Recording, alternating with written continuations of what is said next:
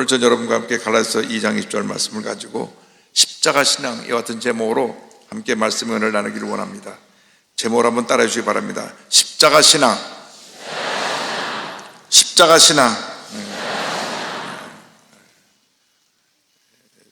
두 주일 후면 우리 기독교의 최대의 영적인 축제인 부활주일을 맞이하게 됩니다. 그리고 다음 주일은 2000년 전에 예수님께서 예루살렘에 입성하신 종료주일입니다. 그래서 13일 한 주간 우리가 고난주간으로 지키게 되는데, 금요일인 18일은 예수님께서 십자가 달려 돌아가신 성금요일입니다. 십자가에서 예수님께서 온 인류의 죄를 짊어지시고 6시간 동안 피를 흘리시며 고통 가운데 7번 귀한 말씀 남기시고 그리고 돌아가셨습니다. 십자가의 죽으심으로 온 인류에게 구원의 길이 열린 것입니다. 예수님이 우리의 죄와 허물을 다 짊어지고 돌아가셨기 때문에 이제는 예수를 믿기만 하면 우리에게 하나님의 구원의 은혜가 임하게 됩니다. 자기의 죄를 회개하고 예수님을 나의 구주로 영접할 때 하나님께서 구원을 선물로 주시는 것입니다. 기독교 신앙의 핵심은 십자가입니다. 1517년 종교개혁을 했을 때에 캐톨릭 교회의 모든 상징은 다 없앴지만은 십자가만은 남겨두었습니다. 왜냐하면 십자가가 우리 기독교 신앙의 핵심이고 우리 기독교 신앙의 모든 것이 되기 때문에 십자가를 우리 신앙의 상징으로 남겨놓은 것입니다. 우리가 예수를 믿고 나서 한평생 십자가의 은혜에 감사하는 삶을 살아야 될 것입니다. 사도 바울은 예수를 믿고 난 다음 한평생 예수의 십자가만 자랑하며 살았습니다. 갈라디아서 6장 14절입니다. 그러나 내게는 우리 주 예수 그리스도의 십자가 외에 결코 자랑할 것이 없으니, 예수님의 십자가만 자랑하는 주님의 귀한 일꾼들이 다 되시기를 주님의 이름으로 축원합니다. 오늘 본 말씀 갈라디아서 2장 20절 말씀은 사도 바울의 한평생의 신앙의 고백입니다. 우리가 일생을 살아가는 동안 하나님 앞에 인정받는, 그래서 하나님께서 가장 기뻐하시는 삶을 살아가는 비결이 바로 이 십자가 신앙에 있습니다. 그 같은 삶을 살기 위해서는 첫째로 우리는 그리스도와 함께 죽어야 되는 것입니다. 그래서 2장 10절을 말씀합니다. 내가 그리스도와 함께 십자가에 못 박혔나니, 내가 그리스도와 함께 십자가에 못 박혔나니. 이 세상 살아가면서 내 삶의 가장 큰 적은 바로 내 자신입니다. 사람은 누구나 자기가 온 우주의 중심이 되어서 자기가 원하는 삶을 살기 원합니다. 남이 어떻게 되든 간에 내게 좋고 유익이 되면 그것으로 만족하는 삶을 살아가는 것이 모든 인간들의 모습인 것입니다. 반대로 누가 나에게 조금이나 나쁜 영향을 미치고 피해를 입히게 되면 분노하기도 하고 마음에 미움과 원망을 품기도 하는 것입니다. 하나님 뜻대로 살아가기 위해서는 무엇보다도 철저히 나 자신밖에 모르는 이 이기주의 모습을 십자가에 못 박아야 되는 것입니다. 내가 죽는다는 말은 나의 옛사람, 예수 믿기 이전에 육에 속한 사람, 죄의 노예가 되어 살던 내 삶의 옛 모습이 죽어야 된다는 것을 말씀하고 있습니다. 그런데 예수를 믿고 난 후에도 우리가 육신을 입고 있는 동안 아직 육에 속한 사람이 계속 우리를 괴롭힙니다. 미워하게 하고 분노하게 하고 죄짓게 하는 것입니다. 그러면 우리는 날마다 옛사람을 십자가에 못 박아야 됩니다. 내 자신이 철저히 죽어지게 될 때 주님의 은혜가 우리에게 임하게 되는 것입니다. 우리 옛사람의 모습은 죄 가운데 태어나 죄 가운데 살면서 나 자신밖에 모르고 많은 사람에게 알게 모르게 피해를 주고 어려움을 주었던 삶을 살았던 것을 알 수가 있습니다. 사도 바울이 같은 옛사람의 모습에서 그는 로마서 7장에 탄식하고 있습니다. 오호라, 나는 곤고한 사람이로다. 이 사망의 몸에서 누가 나를 건져내랴. 사도 바울도 옛사람의 모습으로 살 때는 교회를 핍박하는 데 앞장서고 스데반사를 돌로 쳐 죽일 때 그를 잘 죽인다고 증인으로 서 있던 사람입니다. 그런데 예수를 믿고 난 다음에 제가 지금까지 살았던 삶이 잘못된 것을 깨닫고 그는 철저히 회개하고 오직 예수님만을 위해서 자기 모든 자랑거리를 다 내버리고 주님을 위해 헌신하는 삶을 살았던 것입니다. 빌립보서 3장 8절에 그는 고백합니다. 또한 모든 것을 해로 여김은 내 주 그리스도 예수를 아는 지식이 가장 고상하기 때문이라. 내가 그를 위하여 모든 것을 잃어버리고 배설물로 여김은 그리스도를 얻고. 사도 바울은 자신을 십자가에 못 박았기 때문에 더 이상 자신의 가문, 지위, 학식 이런 것들이 자랑거리가 아니었습니다. 여러분, 죽은 사람에게는 아무런 감정도 의지도 없습니다. 나 혼자 잘난 것도 없습니다. 교만도 자존심도 없는 것입니다. 탐욕도 인기도 명예도 권력도 아무런 의미가 없는 것입니다. 죽었기 때문입니다. 죽은 사람에게는 누가 욕을 해도 꼬집어도 송곳으로 찔러도 무슨 말을 해도 아무런 반응이 없습니다. 죽었기 때문에 그렇습니다. 우리가 살아있으니까 분노하고 다투고 소리를 지르고 편을 가르고 문제를 만들어내는 것입니다. 내가 그런 그리스도께 십자가에 못 박겠다고 하는 것은 예수를 믿을 때 이미 영적으로 나의 옛사람 모습은 십자가에서 죽었다는 것을 의미합니다. 그런데 우리는 아직도 옛사람 모습이 살아있습니다. 분명히 영적으로는 죽었는데 육신을 입고 동안 옛사람 모습이 살아있어서 조금만 누가 나를 비판해도 불쾌하고 또 누가 나를 칭찬하고 박수 치면 우쭐해서 잘한 줄 알고 교만해집니다. 오늘날 모든 문제가 옛사람이 살아있고 옛사람이 강한 사람들로 인해서 생겨나는 것입니다. 강한 자를 깨뜨려야 되는 것입니다. 십자가에 못 박아야 되는 것입니다. 사도 바울이 고백합니다. 고린도전서 15장 31절에 그는 고백하기를 형제들아, 내가 그래서 예수 우리 주 안에서 가진 바 너에게 대한 나의 자랑을 두고 단언하노니 나는 날마다 죽노라. 나는 날마다 죽노라. 우리가 날마다 죽어야 되는 것입니다. 내 강한 자아가, 나의 고집과 교만이, 쓸데없는 자존심이 죽어야 되는 것입니다.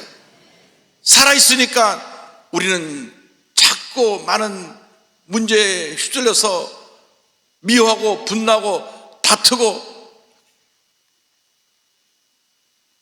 잘못된 풍조에 휩쓸리게 되는 것입니다. 날마다 내 자신을 십자가에 못 박아야 됩니다. 내가 죽어야 예수님이 살아나셔서 영광을 받으시는 것입니다. 내가 죽어야 우리 가정이 살고, 내가 죽어야 교회가 살고, 내가 죽어야 이 대한민국이 사는 것입니다. 내가 살아있는 사람이 너무 많아서 이 나라가 이렇게 혼란 속에 빠졌습니다. 너무나 많은 사람들이 나 자기 주장만 하다 보니까 이 나라가 방향을 잃어버린 것입니다. 우리 1200만 크리스찬이 먼저 난 아무것도 아님을 고백하고 예수님 십자가에서 우리 자신이 죽어지면 이 나라는 다시 살 수가 있는 것입니다. 살아있는 사람이 이 나라를 살리는 것이 아니라 영적으로 깨어지고 낮아지고 죽어진 사람들이 이 나라를 살리게 되는 것입니다. 우리가 깨어지고 낮아져서 나는 아무것도 아님을 고백할 때 주님께서 우리를 통해서 놀라운 은혜를 나타내 주시고 하나님의 영광을 우리 삶 가운데 나타내 주시는 것입니다. 우리가 하나님의 말씀을 날마다 읽고 묵상하고 말씀을 지켜 행하며 늘 엎드려 기도하고 성령의 충만을 받을 때 우리는 날마다 자신을 십자가에 못 박아 죽게 할 수가 있습니다. 문제는 살아있으니까 그것이 문제인 것입니다. 늘 소리 지르며 부부싸움 하는 사람들 보면 두 분 다 살아있기 때문에 싸우는 것입니다. 한쪽이 죽어 있으면 부부싸움이 될 일이 없는데 손뼉이 마주치니까 소리가 나게 되는 것입니다. 예수 믿는 사람들이 먼저 죽어야 됩니다. 가정을 위해서 죽어야 되고, 교회를 위해서 죽어야 되고, 이 사회를 위해서 죽어야 되고, 이 나라에서 죽어야 되는 것입니다. 죽으면 우리는 다시 살게 될 것입니다. 내가 죽으면, 내가 죽는 그 순간 내 안에서 그리스도께서 사시게 되는 것입니다. 내가 죽어야 내 안에 그리스도께서 사시는 놀라운 은혜가 임하게 되는 것입니다. 그래서 2장 20절은 말씀합니다. 그런즉 이제는 내가 사는 것이 아니요 오직 내 안에 그리스도께서 사시는 것이라. 내가 십자가에 못 박히고 내 옛사람이 죽으면 내 안에서 그리스도께서 살아나셔서 나를 다스려 주시는 것입니다. 그러므로 이제부터는 내가 사는 것이 아니라 내 안에 그리스도께서 나를 대신하여 사시는 것입니다. 이제는 내가 내 삶의 주인이 아니라 예수님이 내 삶의 주인이 되시는 것입니다. 사업을 해도 내가 사장이 아니라 예수님이 그 사업의 사장이 되어줘서 기업의 CEO가 되어서 기업을 인도해 주시는 것입니다. 내가 기업을 하다 보면 여러 가지 문제도 많고 어려움도 많고 지금처럼 경정으로 침체에 빠져서 문제 속에 있을 때 스스로 헤아려 나갈 길이 없습니다. 엎드려 기도하며 주인 되신 예수께 맡겨야 되는 것입니다. 내 사업을 맡깁니다. 내 가정을 맡깁니다. 내 자녀를 맡깁니다. 주님께 맡겨야 되는 것입니다. 여러분 가정의 주인도 예수님이시고, 여러분 자녀의 주인도 예수님이시고, 여러분이 어디서 무엇을 하든지 그곳에서 영광을 받을 분은 우리 주님 한 분 뿐이신 것입니다. 내가 공부를 해도 운전을 해도 집에서 살림을 해도 그 모든 삶의 모습 속에서 예수님 홀로 영광을 받으실 때 하나님의 은혜가 넘쳐나게 되시는 것입니다. 하나님의 은혜가 넘쳐나면 주님의 은혜 가운데 우리는 해결하지 못한 모든 문제를 은혜 가운데 잘 해결할 수가 있고, 오히려 고난이 변하여 축복으로 다가오는 놀라운 역사가 임하게 되는 것입니다. 이 교회의 주인은 바로 예수님이십니다. 예수님이 이게 머리가 되십니다. 이 교회에서 존귀 영광을 받을 분은 우리 주 예수 그리스도 한 분밖에 없습니다. 사도 바울의 고백이 우리의 고백이 되어야 합니다. 로마서 14장 8절에 그는 고백합니다. 우리가 살아도 주를 위하여 살고 죽어도 주를 위하여 죽나니 그러므로 사나 죽으나 우리가 주의 것이로다. 할렐루야. 살아도 주를 위해 살고 죽어도 주를 위해 죽는 여러분 모든 되시기를 주의 이름으로 축원합니다. 예수님이 우리 안에 사시게 하는 그 같은 삶을 살아가는 여러분 되기를 바랍니다. 거룩하신 예수님, 의로우신 예수님, 기쁨이 되신 예수님, 치료자 예수님, 모든 복의 근원의 예수님이 우리 삶의 주인이 되어주시면 그때로부터 염려, 근심, 걱정이 떠나가고 주님의 은혜가 내 삶 가운데 강물처럼 흘러나게 시작하는 것입니다. 문제가 다가올 때, 어려움이 다가올 때, 마음에 염려, 근심, 걱정이 쌓일 때 우리는 외쳐야 됩니다. 옛사람이 유혹에 넘어가지 말고 너는 십자가에서 이미 죽었다. 다시는 내게 염려, 근심, 걱정을 가져오지 말라. 믿음으로 선언해야 될 것입니다. 내 안에 계신 이가 예수 그리스도이십니다. 예수님께서 내 삶을 주관하시는 것입니다. 이제부터는 예수님께만 모든 영광을 돌려야 됩니다. 예수님을 높이고 예수님을 닮아가고 예수님을 전할 때 하나님의 은혜가 우리 모두에게 넘쳐나게 되는 것입니다. 침례 요한의 고백을 기억해야 됩니다. 그러니까 요단 가서 침례를 줄 때 수많은 사람이 그를 따라왔습니다. 그런데 예수님이 말씀을 전하시자 사람들이 다 글로 가니까 침례 요한의 제자들이 예수라는 이가 와서 우리에게 따라오던 사람을 다 빼앗아 갑니다. 그때 그가 고백한 내용이 있습니다. 요한복음 3장 3절입니다. 그는 흥하여야 하겠고 나는 쇠하여야 하리라. 이 고백같이 내 안에서 그래서 영광 받으시고 존귀함 받으시고 높임 받으시기를 소원합니다. 그는 흥하여야 하겠고 나는 쇠하여야 하리라. 우리 인간의 모습은 점점 사라지고 주의 모습이 점점 우리 삶 가운데 높임을 받을 때 하나님의 은혜가 임합니다. 그것이 바로 성령으로 충만한 삶이요, 그것이 바로 말씀으로 충만한 삶이요, 그것이 은혜로 충만한 삶을 살게 되는 것을 말씀하고 있는 것입니다. 이 같은 삶을 살게 될 때 하나님의 은혜가 임합니다. 이제 우리가 내 자신을 십자가에 못 박고 주님 내 자신을 나를 대신하여 사는 삶을 살아갈 때 우리는 예수 그리스도를 믿는 믿음의 삶을 살아가야 할 것입니다. 갈라디아서 2장 20절에 이렇게 마무리됩니다. 이제 내가 육체 가운데 사는 것은 나를 사랑하사 나를 위하여 자기 자신을 버리신 하나님의 아들을 믿는 믿음 안에서 사는 것이라. 자신을 십자가에 못 박고 예수님께만 영원 누리는 삶을 살기 위해서는 이제는 예수님을 믿는 절대 긍정의 믿음의 삶을 살아야 되는 것입니다. 육체 가운데 산다는 것은 우리가 하늘나라 가기 전까지 이 땅에 사는 우리의 삶을 말합니다. 이 땅에 사는 동안 우리는 믿음의 삶을 살아야 됩니다. 우리가 이 죄 많은 세상, 문제 많은 세상을 살아갈 때 믿음이 없이는 이 문제 어려움을 헤쳐나갈 수가 없습니다. 절대 긍정의 믿음을 갖고 주님만 바라보고 나갈 때 하나님의 은혜가 내게 임하게 되는 것입니다. 예수님이 나의 죄 때문에 십자가에 달려 돌아가셨습니다. 예수님이 나의 허물 때문에 채찍에 맞아 피를 흘리시며 고통 가운데 돌아가신 것입니다.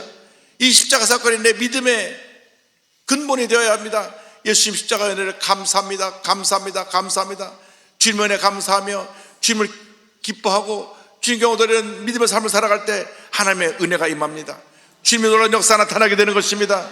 주님이 나와 함께 하시는 놀라운 은혜를 체험할 수가 있습니다. 주님을 믿는 믿음으로 우리가 하나가 되면 빌립보서 4장 13절의 고백대로 내게 능력 주신 자 안에서 내가 모든 것을 할 수 있느니라 놀라운 은혜가 임하게 되는 것입니다.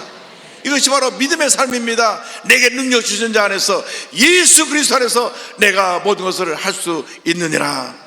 여러분이 하는 것이 아니라 주님의 도우심으로 하나님의 은혜 가운데 이 모든 것을 할 수 있게 되는 것입니다. 이것이 바로 믿음입니다. 이 믿음이 있어야 하나님을 기쁘시게 할 수 있고, 이 믿음이 있어야 주님께서 우리에게 주신 놀라운 상을 받을 수 있게 되는 것입니다. 히브리서 11장 6절을 말씀합니다. 믿음이 없이는 하나님을 기쁘시게 하지 못하나니 하나님께 나간 자는 반드시 그가 계신 것과 또한 그가 자기를 찾는 자들에게 상 주시는 이심을 믿어야 할지니라. 하나님은 언제나 믿음의 사람과 함께 하십니다. 성경 창세기부터 계시록 끝까지 하나님은 오직 믿음의 사람을 통하여 일을 하셨습니다.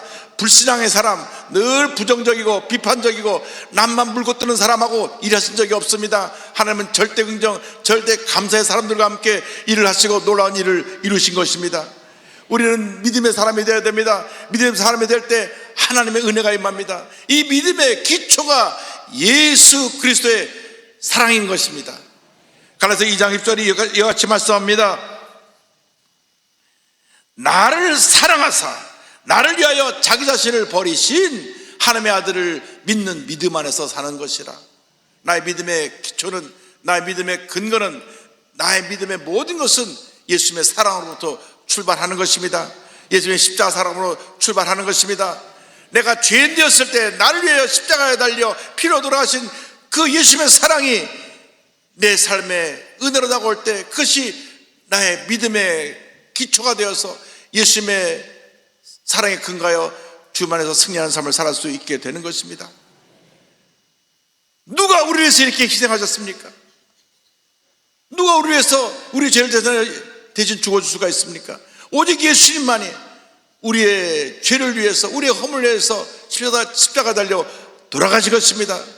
그 예수를 믿는 그 사랑에 근거하여 우리가 예수를 믿고 의지하고 나갈 때 하나님의 은혜와 축복이 임하게 되는 것입니다. 갚을래야 갚을 수 없는 이 예수님의 사랑에 감사하여 한평생 주님이 기뻐하시는 믿음의 삶을 살아가는 여러분 모두가 되기를 바랍니다. 예수님을 위해서라면 내가 가진 모든 것을 아낌없이 드릴 수 있습니다 하는 그러한 믿음의 삶을 살아가시길 바랍니다. 우리가 처음 예수 믿을 때 우리는 통곡하고 울면서 주님 은혜 감사하며 주님을 믿고 평생 주님을 위해 살겠다고 고백을 했습니다. 그러나 시간이 지나가면서 그 첫사랑의 감격이 사라져 버렸습니다. 눈물이 사라져 버렸습니다. 오늘 시간 우리를 사랑해서 십자가에서 피로 돌아가신 예수님을 바라보며 첫사랑을 회복할 수 있게 되기를 바랍니다. 절망에 처해서 주저앉아 있는, 고통당하고 있는 성도님은 계십니까? 예수 십자가를 바라보고 이 시간 다시 일어나시기 바랍니다. 예수 그리스도는 언제나 오늘나 영원토록 동일하십니다. 그 주님이 지금 우리와 함께하고 계신 것입니다.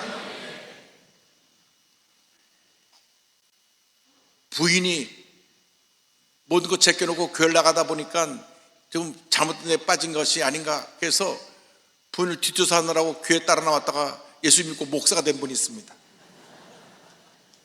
이분은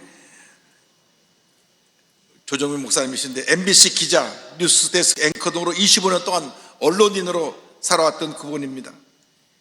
근데 부인이 모태신앙인입니다. 그래서 결혼할 때 그저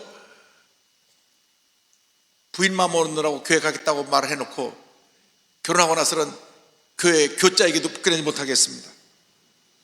근데 해외 특파원으로 근무하면서 부인한테 미안한 마음이 들어서 주일날 교회에 가는 것을 허락했습니다. 주일날 되면 아내는 교회로 가고 그는 골프장으로 갔습니다. 그래서 서울에 이제 돌아와가지고 이제 교회 그만당겨라 했는데 부인을 말릴 수가 없었습니다. 그런데 아내가 새벽 예배를 나기 시작하는 것입니다.